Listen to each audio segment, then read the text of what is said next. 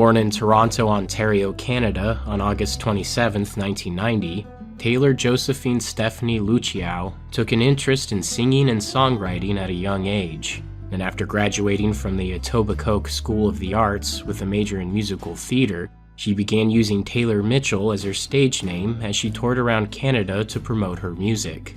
Specializing in folk and country music, Taylor released her first album titled For Your Consideration in March of 2009. In June 2009, she was invited to perform in the Winnipeg Folk Festival.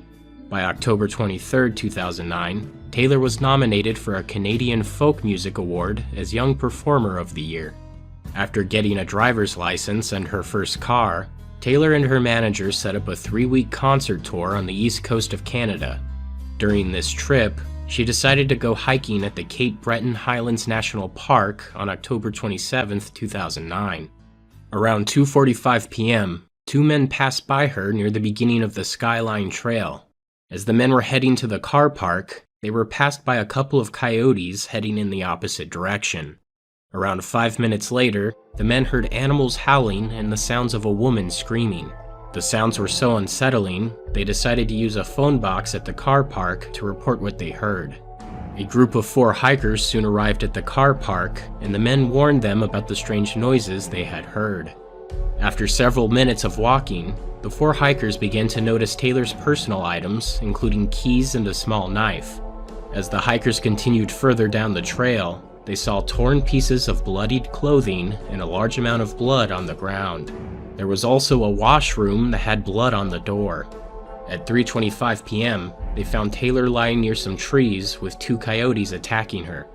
After throwing rocks and shouting, the hikers scared the coyotes away, but the animals remained nearby, with the larger of the 2 canines growling and circling the group.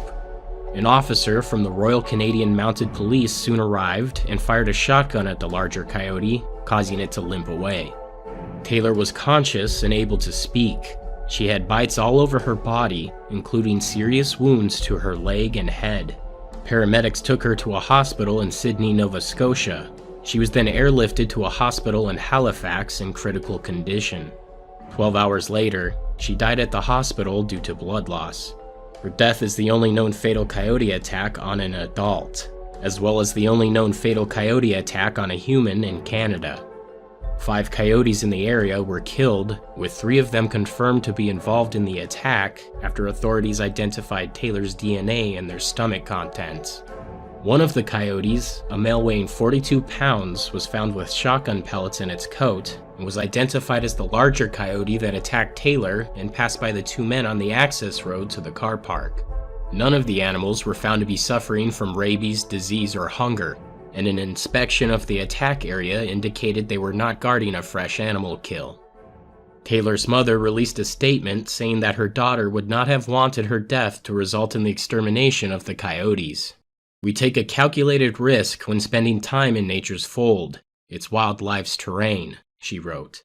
When the decision had been made to kill the pack of coyotes, I clearly heard Taylor's voice say, "Please don't, this is their space."